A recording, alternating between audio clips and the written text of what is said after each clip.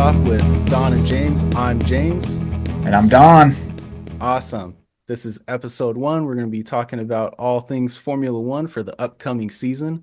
This is going to be a weekly podcast, and we're really looking forward to having everybody follow us.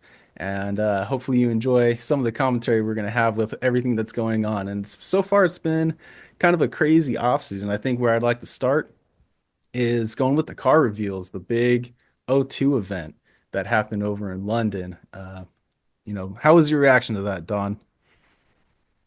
Well, to be honest, I didn't watch the whole thing. I watched clips and highlights, and mostly I went through and looked at like the pictures that were taken afterwards and kind of looked through the car liveries. And I mean, it's always kind of interesting because I don't have a great eye for, like what's the wing look like this year compared to the last year, or, what are the intakes look like, or the side pods, or any of that stuff. But just on pure like initial reaction, there was, to me, far and away the most interesting, good looking car that had like the biggest change was the Racing Bulls livery. Like it stood out to me. It looked different. It looked cool. I liked it. It's kind of got that white, but it looks different than the previous V carb livery. So that was the one that caught my eye and wasn't even close. Like the rest stayed so similar to what they were in the previous, not just last year, but seems like for the last couple of years. Um, I know that I, Ferrari's nice and red like every yeah, year. you can count on it. I do like it when Ferrari changes up the tone of red. Like sometimes they do that like dark red, and sometimes it's like the really bright red. But they were talking on one of the other F1 podcasts that I listened to. They were talking about the white that's on the Ferrari, making a big deal about that. I guess this new one has sort of like an accent color. Um, the other one that I really actually like is the Kick Sauber green. I have enjoyed that color. It's too bad they're so stinking slow because they're, you know, not making the green pop when it should. But I don't know. What do you think? Are they going to stick with that green when they become Audi? Like, doesn't seem like I they would, would. no, I would doubt it. I would imagine they're going to do some sort of black, red, and silver, That's what I was something to thinking. that effect on the car. When I think of Audi, I sort of almost think of the was it the flying lizard logo? That's just kind of what I associate with Audi. Um, and so I could see them doing something like that, especially when you look at Carlos Sainz Sr., his Audi that he races in the Yeah. Dakar, something along those lines. Uh, obviously, big Williams fan up here. I love the Williams blue. I've loved when they've always done the blue and white, even going back. They have my favorite livery of all time, that like early 90s with the cannon on the side, Mm. with the yellow accents. I think that was really good. But this year, um, I would have to agree. The V carb was probably my favorite looking livery out of all of them. That white. Red Bull did a one-off white, and that looked really good. So I see it similar to that. Yeah. Um, uh, but also the Kick Sauber, that green, even their introduction with the drum corps and everything like that, they had a really good presentation. And I really wish they were just so much quicker Yeah. because they have great talent coming in, right? Because obviously they've sacked the previous two drivers, and then they've brought in Nico Hulkenberg and Gabriel Bortoleto. I'm going to mess that name up so many times. Bortoleto, who had a really good F2 season. Nico's always been a very quick driver, so I'm hoping that they can make something happen coming into this upcoming season. Yeah, yeah, that'll be an interesting to watch. Well, and they got, I think, isn't Bonotto coming to take over their operation too? Like, Yeah, I honestly don't know how that's going to go because he really cocked it up over at Ferrari. yeah, I mean, he got a bad rap over there, and I mean, it wasn't going great, so I guess I understand it. But he's a seasoned guy. Maybe he'll bring something to the table. I don't know. It's kind of hard to it's kind of hard to know. But I was just looking through the last year's scores, and I really like Valtteri Bottas, and I mean I've just enjoyed him. Like he's an interesting character. I thought he was always like deferential to Lewis Hamilton over at Mercedes and whatnot, and like he obviously was talented. He won, I think it was like 10 races or something like that for Mercedes. Uh, but I would say like, he didn't score a single point last year, and he was one of only three drivers that didn't score last year, and the other two were not like full time drivers. I think it was like um, Jack Doohan and Logan Sargent or something like that. So I Oh, the guess one-off races. yeah, exactly. So well, and Logan, I mean, he was around for a while, but like didn't he was known for being the last on the grid. So like Yeah. I guess I understand why Valtteri has ended up relegated to being a reserve driver. And they like him over at Mercedes, so I guess that's good. Maybe he'll get to hop in the car. Yeah, But he's had a long career. He was slated to sort of be the next big thing when he came in because he's obviously Finnish, and kind of coming on the back of Mika Hakkinen and also Kimi Räikkönen. Everybody was yeah, on that Finn train trying to wait for the next great Finn to come along, and it just never really quite worked out for him. He is a very quick driver. He's a team player. He's just sort of had that bad luck. yeah, Um, but also you mentioned Logan Sargent. Something really interesting. I was looking back at the stats as well. He actually had a top 10 finish, but it was in a sprint race, so he didn't oh yeah, technically get any points, but he still had a top 10 finish. yeah. Two positions away in the sprint race, he could have got points. I think it goes through eighth, Yeah, right? it was so close, just so far away. He just couldn't Yeah, get a bite of it. But also, Zhou, he's gone back to Ferrari. Started, of course, yeah. as a Ferrari Academy driver, and he's back as a reserve driver. I'm glad that he has a ride. I've always been a fan of Zhou.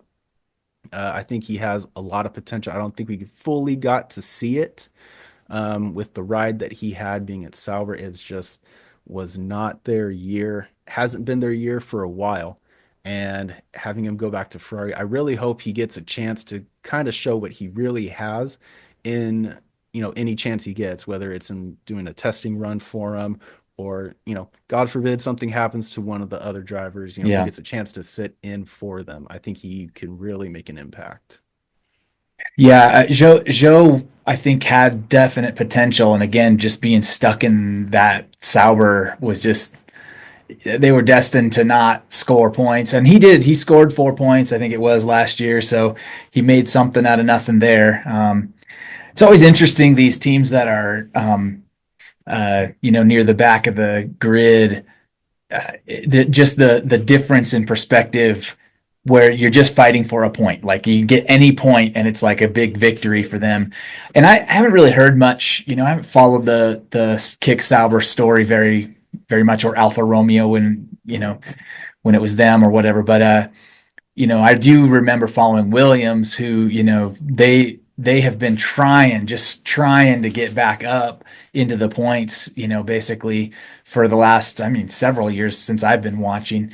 Um, they, I did feel a little bad for them because I thought they were going in the right direction, but then last year they scored fewer points than 2023, if I'm not mistaken. What do you think about that as a Williams fan? I mean, what's going on over there after after Claire, made the deal to, I can't remember the name of the investment company that bought them, something like that. Was it Doralton? I can't remember, but when they made that, like, is that working? Um, should Claire have hung on to the team or what? Uh, I really liked Frank. I really liked the way he managed. Um, and Williams has this great history of Yeah, always having first class talent drive for them without being able to provide a car for them. At least that's the way it's been for quite some time. But I mean, you look at some of the big champions, you had Jacques Villeneuve, not Gilles Villeneuve, Jacques Villeneuve. You also had Sebastian Vettel that had gone through there. You had mm, Bottas that had gone through there. Um, and now Checo's moving there. And I really hope that they can find a card to give him. I really hope that this is the year where we see Williams elevate themselves. I think James Voles has done a really good job of bringing that team back on track. They've continued to make strides, not as much as I would have liked them to have seen, uh, but I really feel like they are inching closer, and I really feel they're going to be able to be consistently midfield this season. That's like, fingers crossed, which isn't the best of news for Carlos since he's used to being up at the front, but it is miles above where they have been. Yeah. Well, I feel like I don't know if this is like part of their business model, but it's like they have this penchant for like, and I mean, I've only been watching less time than you, so I don't know all that history. But in the recent years, like they've got this ability to like snag like a jilted driver, right? Like, I mean, Albon has done great for them in the Williams, I think. Um, and he was kind of jilted, I think, from the Red Bull team. You know, like they didn't treat him great, and then Williams came and snagged him, and I think that was a good snag for them. And then similarly with Carlos, right? Like I didn't feel like I felt like Carlos was a top level driver. Like I mean, there's the good, like the really good drivers, and then there's the Max Verstappens that are like at the very top that are just kind of like they seem like they're in another league. You know, the Michael Jordan, the LeBron James, the Derek Jeters, you know, like those types that are just like you can tell even with the pros they've got the thing. But Carlos was in that next tier of like if something could just go just right, I feel like Carlos is a champion level driver in my opinion. Same with Leclerc and um, well, I mean, Fernando is already a championship driver, but if you put any of those guys in like a top car, I feel like they could do it. And then, you know, here he is. Here's Carlos having to go drive at Williams. So I feel like getting those drivers in those cars should benefit Williams, not only to max out the potential of the car, but give them something so that they can take it back to the design room and maybe change the car up and get it better. Yeah, they've had some iffy picks, with Latifi. I don't think he reached Yeah, his full potential. He true. had a stick of bad luck. And then, but they of course had George Russell, who he pushed that car as far as he could. I think he did really good. I think he's doing what Albon is currently doing, just pushing as hard as he can. Um, Yeah. but even though they've had great talent come through, they just don't have the car for it, and it's so unfortunate. So I'm really hoping they continue to move back up. But obviously, like the biggest talking point is, of course, Lewis Hamilton going to Ferrari. What what a shock. I didn't see it coming. I honestly thought he was going to be at Mercedes until the end of time. I never thought he would Yeah. leave. Yeah, I agree. Like it was very shocking. He seems tight with Toto. And Toto seems like he's like not just appreciative of what Lewis has done, but like he seems like he's a legit fan. I mean, that's how it seems to me, and I think he is. I mean, I think even nothing that got out in the press uh, sounded like Toto blamed him or was bothered by the fact that he did what he did, by signing with Ferrari. Yeah, he's been Um, in the game long enough. He knows how it goes. right. He himself came from Williams, so Yeah. like he just knows the game. He knows everybody's going to move eventually. Yeah. Um, I think the thing that's going to really give Hamilton the edge is he's got his uh I don't know what exactly her title is, but he's got Angela Colin back with her Yeah. over rocking the She, I red.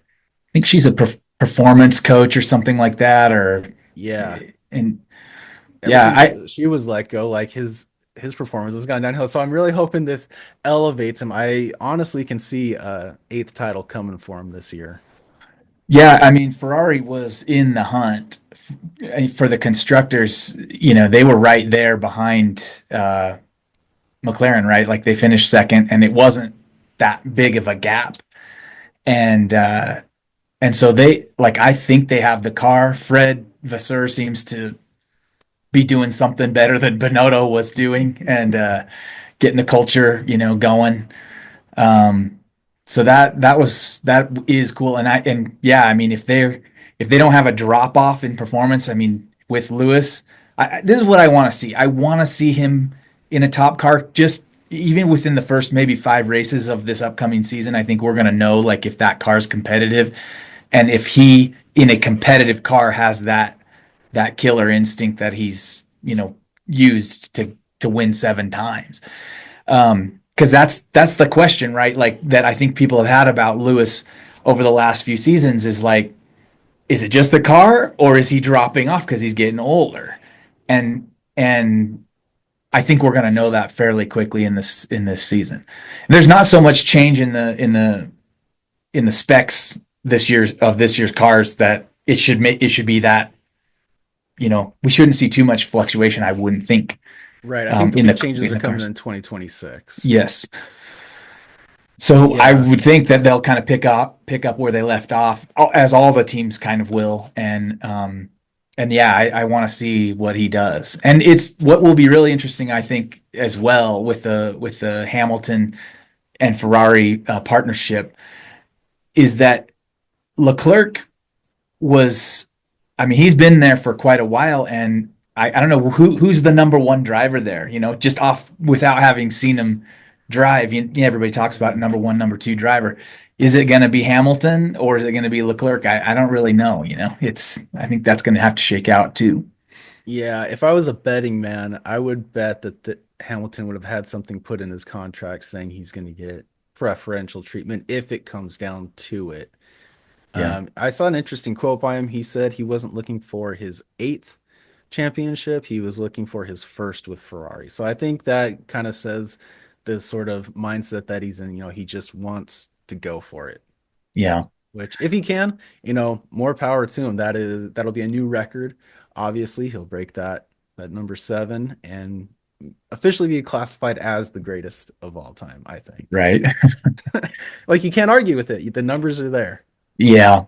Well, it depends who you talk to because I know some people, and some people who think that maybe he was not the best and he was getting the benefit of the best car, the most dominant car for quite some time, which I don't know. Like I'm with you though. I think to me, it would be definitely, I mean, for as far as the number of championships, obviously you can't, nobody else can touch that. He would have the outright most.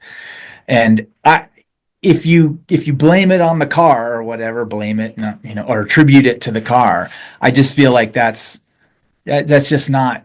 This is motorsport, and that's a huge factor. And if you get on the best team or the team that has the best car, that's not your fault. That shouldn't be held against you. If you max it out and you win the championship, that you can't, you shouldn't, diminish that or denigrate it in any way. It's like this is motorsport. It's development of the vehicle is a huge part, if not the biggest part of the whole the whole thing.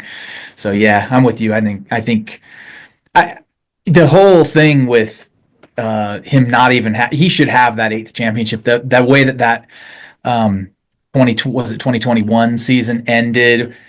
I mean, it's a huge point of debate among F1 fans whether he got robbed the way that they ended that. I think we can all point to Latifi and go, "Thanks a lot, Latifi, for that spin out on the final race, in the final few laps of the race." But Yeah, yeah, there were so that many things that went wrong there. But you're right. Some people are always going to jilt it, and it's just the way it is. But I think with the regulations, they've done a really good job at keeping the field closer. I mean, you go back and look at races from even the 90s. There were races where only the top three, four cars were on the lead lap, yeah, which is absolutely bananas. So I right. think they've done a really good job. But something we have to address is, of course, Checo at Red Bull getting sacked, and of course Sonoda being overlooked and Lawson coming in. I think that's going to put so much pressure on Liam coming in. I think the seat should have gone to Sonoda, quite honestly. I think Sonoda is a heavily underrated driver. I think when he first came in, he really showed what he could do. He's also grown a lot, especially from his first season in F1. His first season was a little on the rocky side, but he's really grown into himself. I think he still has a lot more potential to unlock given the opportunity. So I think he's really got a fire underneath him to really show like, hey, I should be in this seat instead of Liam. And I think the first Yeah. couple races, I think they'll, just the way Red Bull operate, if they want to switch them, they will switch them. They have no problem doing it because they still want to be number one. Um, but I really hope Sonoda gets a chance because I think it's due to him, quite honestly. And Lawson, who is Lawson, right? Yeah. Like, not that he's a Yeah. bad driver. I have nothing against Liam Lawson. I think he's a great personality. I think he takes the place of Daniel Ricciardo in filling that kind of personality of the team. I think he's going to be a great addition. I think he's a strong driver. I just, I don't know. I just see the unfair side of it. Oh, That's yeah. for me. Well, yeah, I completely agree. Like I was shocked given the history of like Red Bull, right? Like you would think that if they're going to get rid of somebody who like Checo, who to me Checo was a great driver. I don't know what happened with him. The last two or three seasons, it was like he came out of the gate doing well and just deteriorated after about five races. And it just it seemed like there had to be something going on. Like how, and by that I mean in his mind, mentally not feeling it or something. Because I mean it just seemed strange to me that it kept happening where it was like it wasn't like he went from middling to bad. He went from like doing exactly what they needed him to podiums, second P2, P2 finishes, to just botching it completely. So I felt really bad for him. I think that the guy's got some really good qualities. Okay, so he goes out and they bring in a rookie.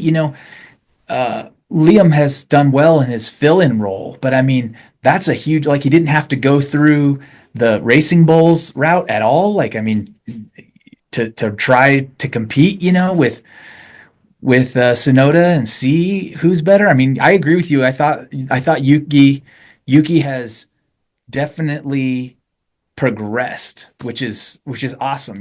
He came in being known for being just like a hothead, you know, not only in his approach to the race, but like in his communications with the team on the Mhm. radio Yeah. and He would everything. I get mean, so many fines in the upcoming oh season. my gosh. And but then yeah, he's toned it down. Evidently, he hated like doing training, like working out and all that kind of stuff. He didn't like having to follow that or follow a diet or any of that stuff. And he's come around on that, and he's doing these things to show that he's dedicated to this. And yeah, he's done well. And I always love it when he has like a really good finish in a race. Even like a P7 or P8 is not bad for them. So like I was kind of watching that middle of the pack and seeing like, is Yuki, where is he? Is he going to make points? And you know, so I agree. I don't remember. It seemed like I guess we'll let our listeners know that we have a little F1 text thread. That we talk about this with some of our friends and family members. And somebody mentioned on there, I think it was uh, that Yuki's contract is actually with Toyota, not with Racing Bull. I don't know if that had something to do with it, and if it could, I don't know what it could like. Could you see how that might affect whether he would get promoted up to Red Bull from Racing Bulls or Yeah, I think it has to do with his contract, which was he's a Honda driver. that's Um, what I meant, Honda. I yeah, think I said he's a Toyota. Honda driver, and so Honda's an engine supplier and a sponsor, and they want to get a Honda driver in there. But there's rumors that they're going to be switching engine suppliers over at Red Bull. coming very soon. So, that could definitely have something to do with it. Obviously, I'm not there on the inside conversation, so it's all just kind of speculation, as most of F1 is, unless it's specifically said or gets leaked, it's all just kind of speculation. But we, as spectators, like, we know what goes on because we can see it. We've seen it happen, and it's not like it's individual or one-off occurrences. Even with George Russell. George Russell was at Williams, of course, before coming to Mercedes, but he was a Mercedes driver. And of Yeah, course, right. Mercedes sponsor or provides the engines for Williams. So it makes sense, for them to go first. Williams are essentially a junior team for Mercedes at this point in some aspects like that. Yeah, And, you know, uh, it's the politics of F1 have always been finicky and hard to play, and if you don't play them right, your seasons just will not add up. Uh, Probably the most famous would be, the Senna Prost era, where we've seen politics play a huge role, and Senna just didn't understand politics, early on, and it really affected him. And so coming in, you just got to learn how to play the game, and it's tough. It's hard yeah, because money is everything in this sport. right. Well, so let me ask you this: what were the rumors that you're hearing about Red Bull switching their engine supplier? Who are they looking at? Because at one point they were supposed to be making a works engine, weren't they? Yeah, there's been talks where they've been doing that, but I think they were in talks with even was it Ford at one point about getting them to be the engine supplier. Hold on, I'm gonna pull it up right now because I'm not gonna misspeak. Let's see. Let's see what they're racing. Yeah, so they're currently racing a Honda. Let's see. Let's see what they're gonna do for 2026. Yeah, it looks like for 2026 they're doing it from scratch, and it's a collaboration with Red Bull and Ford. Oh, okay, So so they're it looks like that's a go. another little From what I'm seeing. another little American reach into Formula One there, huh? Yeah, of course Ford and Cosworth have been into F1. It's been some time. It's been a long time. I don't think Ford has been in F1 since maybe racing with Jordan, which that's going to be a huge throwback for any fans that know F1. Jordan was a long time individual in F1. Yeah, Um, being a privateer, I like the privateer companies. I like Jordan. I like Williams. Coming in with their own deal, which is not exactly what you're seeing right now. So yeah. Yeah, let's get more corporate. I mean, there's more money. The worldwide, the worldwide spectacle. And I'm kind of a I'll admit to the if to anyone who would listen to this, like I'm one of the people that got brought into this through Netflix and I mean the Netflix thing I think is it should probably be studied like in business school as to like how this changed a sport single-handedly because Drive to Survive um, and arguably, the seasons of Drive to Survive are kind of going down in their like quality. It's kind of getting more corporate or whatever. But like it it got so many people worldwide and especially in the United States, into this sport. I had been a fringe uh, fan for a while, but I didn't watch a lot of the races. Like I would catch highlights, like I would maybe know who Schumacher was, or uh, I knew who Senna was and Prost, because of watching the documentaries about them and things like that. So it wasn't like I completely didn't know anything. But then when I started watching that, I'll tell you what that show did was that it gave you some other reason rather than just the going around the track to watch the sport because you learned about the politics. You mentioned politics before. You don't see that on a race weekend really. I mean, but when you watch the documentary and you see that like, these drivers like I don't know. I remember being in the one of the first seasons I watched, it might have been the first season like of Drive to Survive, learning about like Esteban Ocon, like he's like a nobody, and everybody that's in that Formula One is pretty much a rich kid, you know, and then like he's just like he just was good at racing go-karts or whatever and like found people to help him get into the sport. Um, and his family like sacrificed everything for it. So like those kinds of stories really got people to be like, oh, okay, maybe I can care about Esteban Ocon, you know, or whatever it is, you know. So you that's how I got drawn in, and then it obviously other people around the world and around the United States. I mean, the fact that there's now 3 races in the United States ever since Drive to Survive came out, I think, is a big, you know, testament to how it has, you know, influenced the sport. So, and then I think that kind of goes back to your point where I sort of took us on a tangent here, where it's like some of it would be hard to be an independent automaker, you know, and get into the game because now you got this big barrier to entry. You got to have all kinds of sponsorship to be able to compete. Yeah, and that was kind of the thing with also with Colapinto, Franco Colapinto sitting in at Williams for a few events this season. You know, James Voles was talking in an interview about how impressed he was, and a little bit of the backstory is that, uh, his dad, basically took out like a second mortgage on the house just to help finance, his kid driving in, which is huge, right? Because not it's not cheap money. It definitely costs a lot of money to be in this Yep. sport, which is crazy. It's also crazy that he didn't really get a seat. I mean, he's a reserve driver, right? Um, Yeah.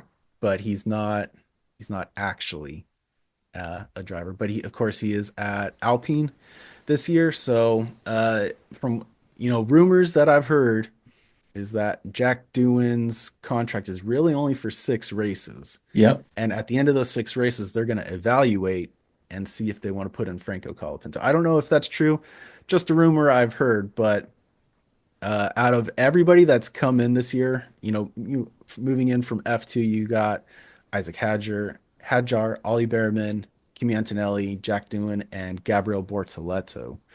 I think I'm pronouncing that name right. We'll keep trying on it. That's how I'd say it.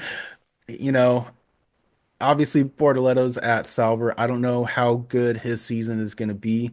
Obviously, the first competitor is your teammate, so I think if he can outpace his teammate, who, of course, Nico, that's going to be a tough ask for him, especially in his first season. But for out of everybody, I think Antonelli and Behrman might be the ones to really look out for coming into this upcoming season. And the only way I'm measuring that is by their teammates. Are they beating their teammates often and consistently? I think those two are really going to give their teammates a run for their money. Yeah. Yeah, it's kind of crazy. 6 drivers are rookies. If you count Lawson, which I do, you know, he hasn't raced a full season. He's been in the car. Some of these guys have been in the car a couple of times, you know, but yeah, 6, that's 30% of the grid is going to be rookies. Could be disastrous out there, you know, honestly. It could be they need to like put like one of those student driver stickers Yeah. on their rear wing or something, you know. But yeah, it should be interesting. And I Antonelli's agree already with had a crash. yeah. Well, so Antonelli, I don't know much. I don't follow these guys very closely in F2 or any of the lower Formula series. But Antonelli is in the Mercedes. I think he's in the fastest car, you know, arguably of the other rookies that are out there. It will be very interesting to see. Ollie Behrman was everybody was singing his praises when he filled in. Who did he drive, a Ferrari? What, He drove Ferrari yeah, while Carlos was getting an appendicitis, I think is what it that's was. right. And so everybody sang his praises for how well he did in that substitute role. Top And 10 finish. yeah, but he'll be in a Haas, you know. And Haas, to me, Haas is one of these teams where it's like, so they have been doing better, but like they're on this seesaw where like I just never know I never know what to expect. I'm always rooting for them because they're the only American team out there. Um, and I use that term American very loosely just because Gene Haas is like an American guy, and so it's American money. But I mean, like, none of their drivers are American. They're using, what is it, a Ferrari engine. So I don't know how It's much, basically a Ferrari junior team, right? right? So I don't know. Like I do root for them, and I really liked. I actually like Kevin Magnussen quite a bit. I'm kind of sad he's not going to be racing anywhere. Definitely like Nico. Like Nico is one of these guys. I think that it. Correct me if I'm wrong here, but like I feel like he's been in the sport for I don't remember how long, but like he's never gotten a podium even, and like so I would love to see him up on the podium. And he seems like a good dude and a great driver who just has been stuck in subpar, cars for as long as I've been watching. He was a driver for Renault, I think, when I started watching, and again getting great results out of the car. He had numerous times during this past season where he was out, outperforming the car. I thought, uh, whether it was in qualifying or in the race, he seemed like he was sometimes he was up in the top 10, top six, I want to say. Can't remember what his best finish was last year. But anyway, yeah, I'd love to see Nico do well, especially get a podium. I would love it if he got a podium because I'm pretty sure that I've heard that he has never gotten a podium before, let alone a race win. But I'd love to see him get a race win, like, in the style of, remember when a few years ago Ocon won a race like out of nowhere. It was like there was some rain or something, and like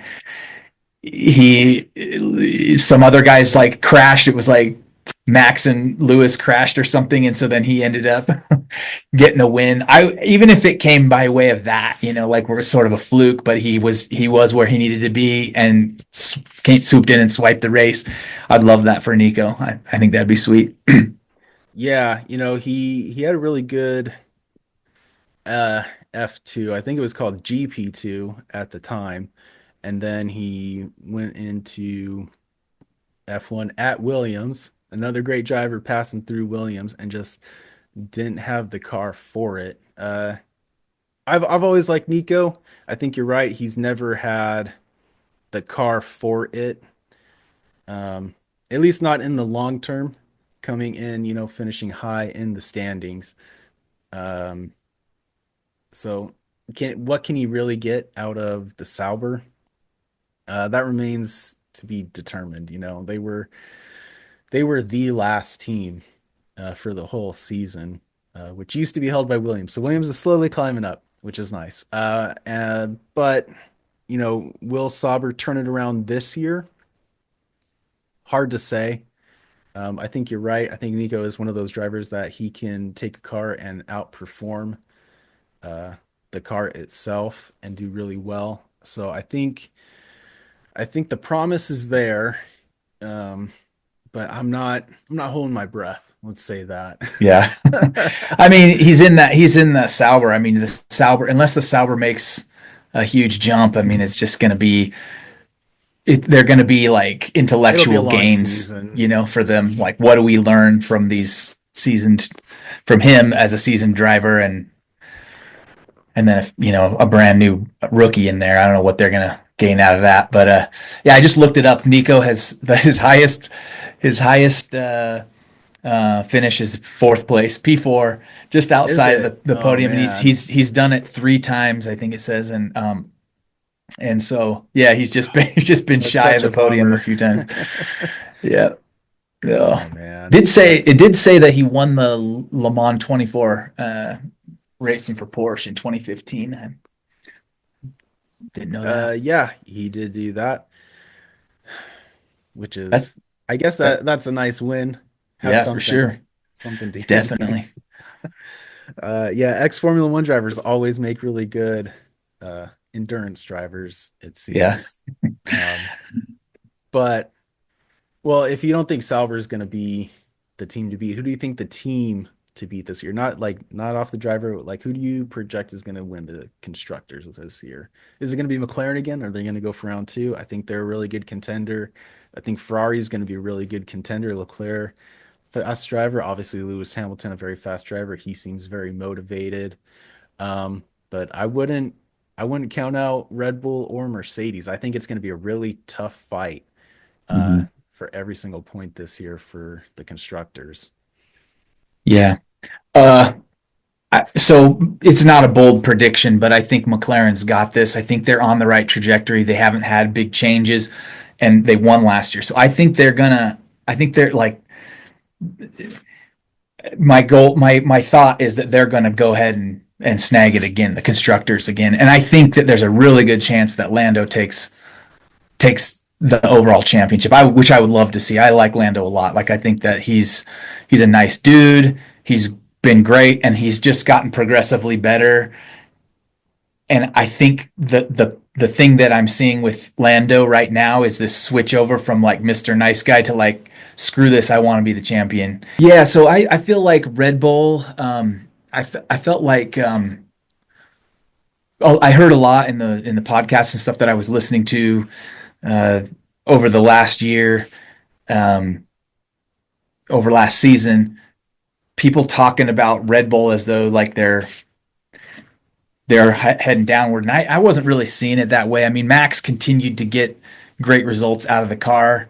So I think that Red Bull is going to, I didn't think they were so bad off um, that they can't come back and take the championship. But I think it's going to be a three-way fight. I think it's going to be close between McLaren, Ferrari, and Red Bull. That's what I think are going to be the top three. And the lead is going to change between those three teams.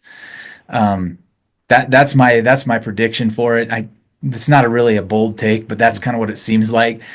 And then I think what has to happen with Mercedes for them to be in that fight is something still has never been right since the last regulation change with their car. And it seemed like they were getting better, and then they started having that porpoising thing happen again, like midway through last season for at least a race or two. And so I'm not I'm not betting on them to be in that top three, but they could surprise me. You know that could happen for sure. You'd be unwise to completely count Mercedes out. Like I kept expecting that sometime during the last few seasons they were gonna like all of a sudden like catapult. But I think that they also because of the cost cap, um, that hampered them a little because they are a wealthy team, but like if you have those restrictions, you got to be careful about what development you do. So, but anyway, yeah. So my prediction, McLaren, I think will take it. I think they have a really strong driver lineup.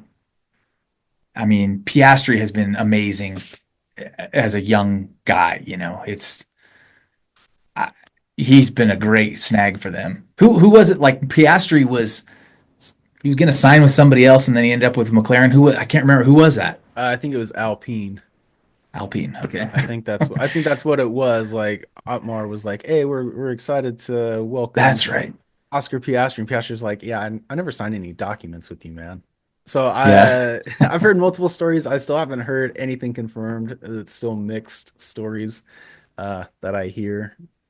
Um, which, whatever. I think you're right. Piastri is a good driver. I think Lando Norris has made that switch. I remember when he came in all baby faced when he was first announced, just kind of happy to be there.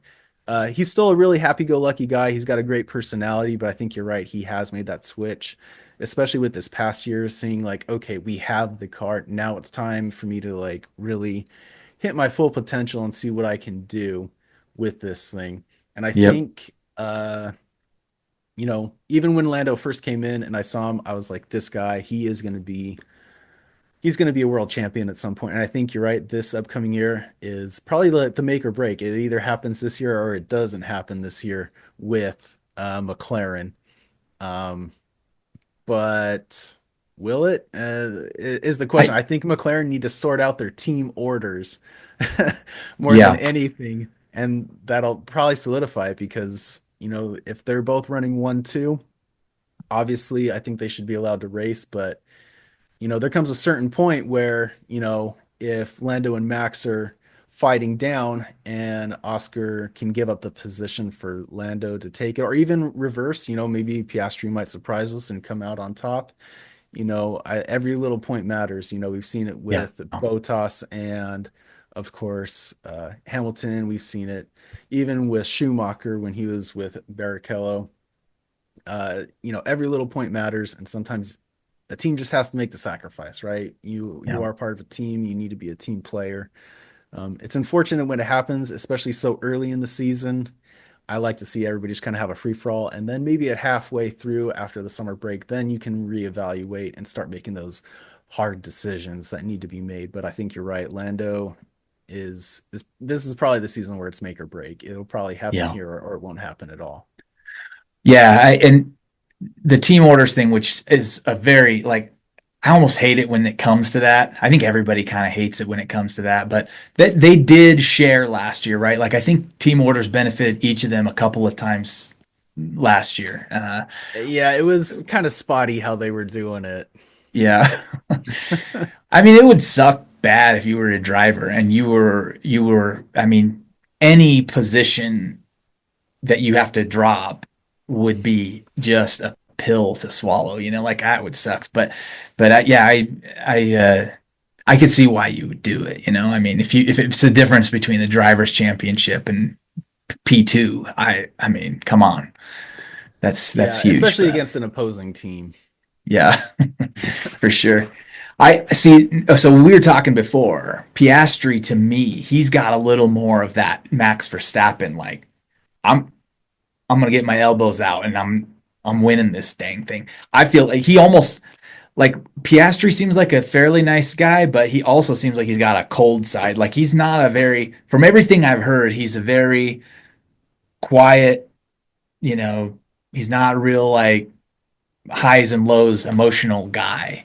But and when I see that, I think it's almost like those dead shark eyes. Like he's gonna kill you. Like that's what I get from Piastri. I think, um, and I don't get that. I get more from Lando that he's a nice person, and that even affects his driving at times.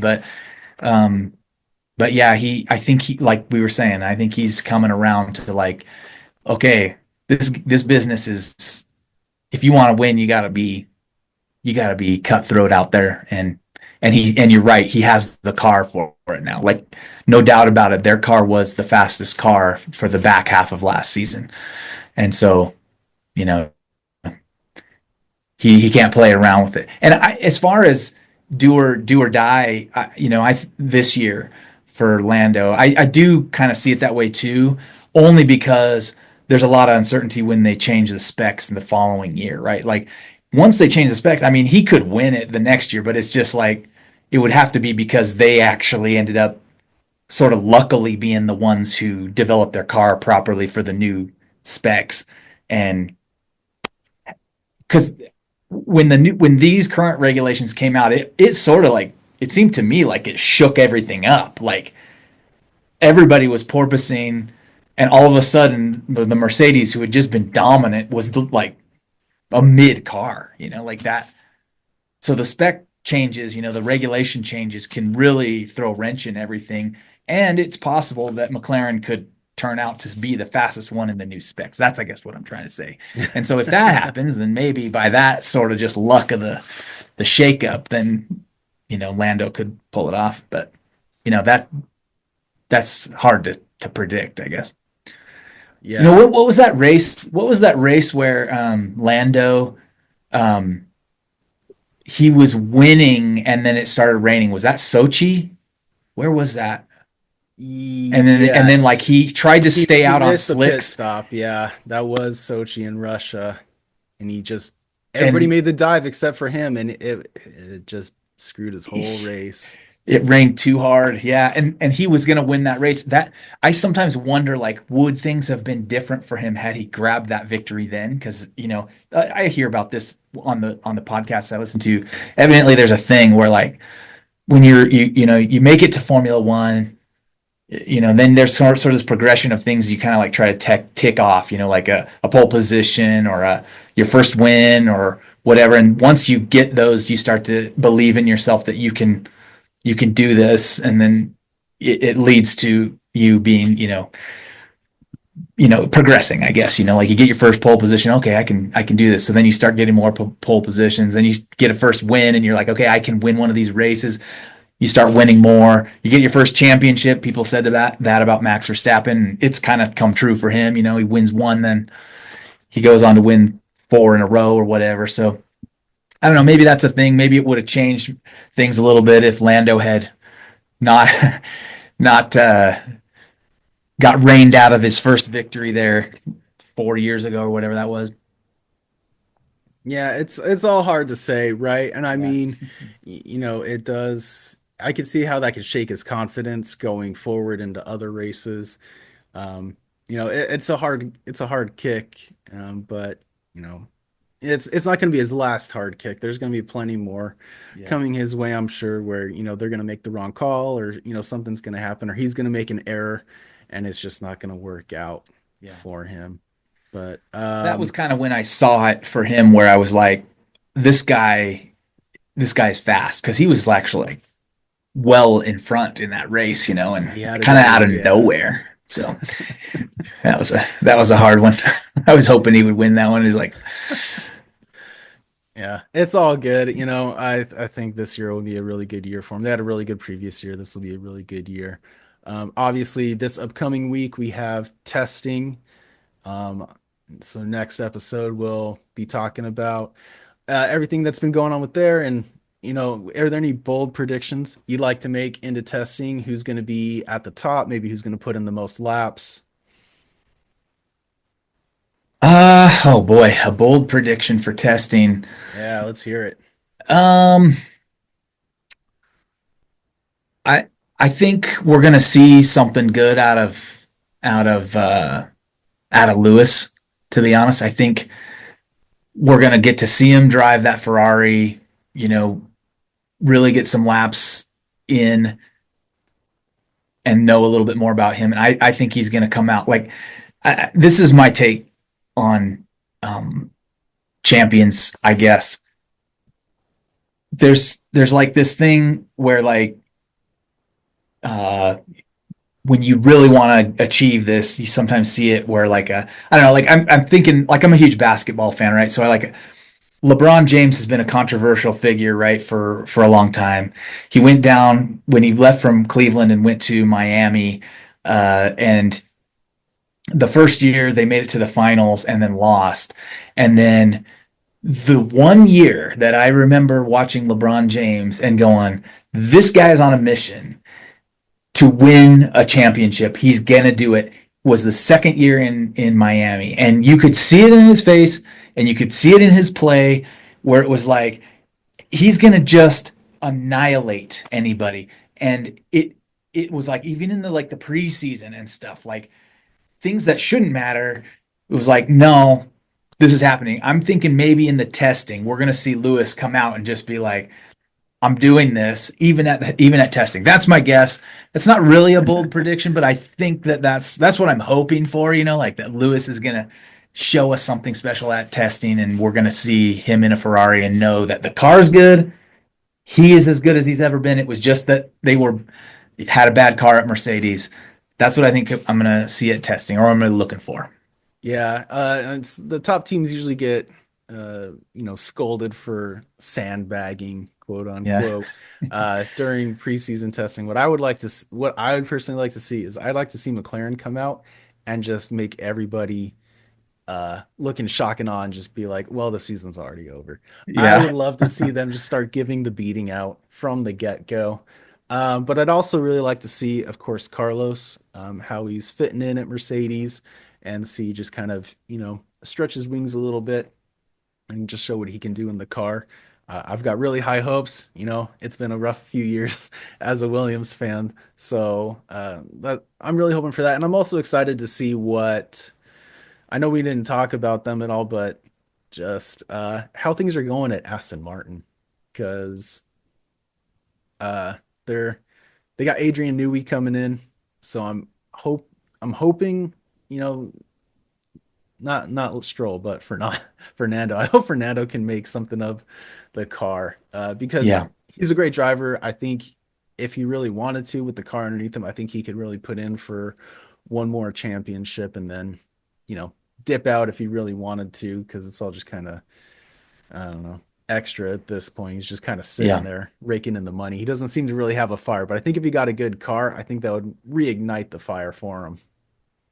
Fernando is maybe he's maybe my favorite driver, and I didn't unfortunately watch the sport when he was winning championships, before, but you can tell that he's one of the most intelligent and skilled drivers out there, and he's in this mid car, and last year was a bit of a disappointment. I have to assume that last year for Aston, their car went down quite a bit because he was winning Yes. podiums the previous year, like consistently. Like I think he won like 6 or 7 podiums or something that year. Um, and was kicking the crap out of Lance Stroll. Like Every the time, gap was enormous. which isn't hard to do. I feel a little bad about that because I thought Lance was going to be better than he is when they had the pink Mercedes, they called it, right, with a Racing Point, Right. and unfortunately they got nailed for that for whatever copying they were doing. But I mean, he took a couple podiums if in there in that pink Mercedes, if I'm not mistaken. But yeah, I mean, he Lance has just not looked great, and I mean, there He's was the not one. consistent is the problem. Like Mhm. he's either doing really well or he's, crashing under a yellow flag. Like there's Yeah. no real in between. There's no consistency. It's highs and lows, and they're really high or they're really low. That's it. Right. Yeah. Well, and then he had that really good drive when he remember remember a year or two ago when he crashed on his bike in the preseason and he had to get surgery like on his wrists and like he came out and like I remember what he was in the points. Well, I don't think he took a podium or anything, but like everybody was like, "Oh man, how did he pull that off with his like Yeah. taped up wrists?" And but yeah, I mean, he's just and he's getting the longer he goes in this sport with producing mediocre or bad results, he's just getting more and more heap of nepo baby criticism for being the owner's kid, and one of the unfortunate things about that is that Lawrence Stroll, I've listened to him and I think he's in the right headspace as far as like wanting to make the team better and investing his own money and getting other investors to come in and give them money. I mean, the whole reason that they're called Aston Martin is because he flexed his financial muscle and got like bought like a huge stake in Aston Martin and then, you know, put together that team. So, and then like they're building like a state of the art facility. I think they've got their own wind It's tunnel a maybe. huge And facility. I've seen a before and after picture, and it is day and night what he has done for so, that team. so you'd think that they could, you'd think that they could do better. And I hope that they do. I like, because I like Fernando and because I'm all for it. If Lawrence is going to throw that kind of money at his team, what would be really, I've always thought about this, like, his portrayal in the like Drive to Survive series is this kind of cutthroat businessman, and I always thought it would be like sick if he fired Lance and he was just like, sorry, son, we got a business to run here. Yeah, But yeah, it probably won't happen. But I thought it it would won't be, happen. I don't see it happening. yeah, Maybe it will. Maybe we're both wrong. Who knows? yeah. But yeah, that's another one to watch, and the reason that I think that Aston Martin's a compelling story this year is that 2 years ago, Fernando was squeezing every drop out of that car, and they scored more points than last year. So they're like on this seesaw. So like any of that unpredictability, like if they suddenly are like back taking podiums and things, that's a very interesting storyline to me. Yeah. I guess we'll have to find out this week Yeah, for preseason testing, and then the season is just a few short weeks away. So, uh, race number one is always a fun one to watch. I'm for counting down sure. for it. Cool. Well, let's reconvene after we see testing. All Sounds good. I'll see you on the next one. right.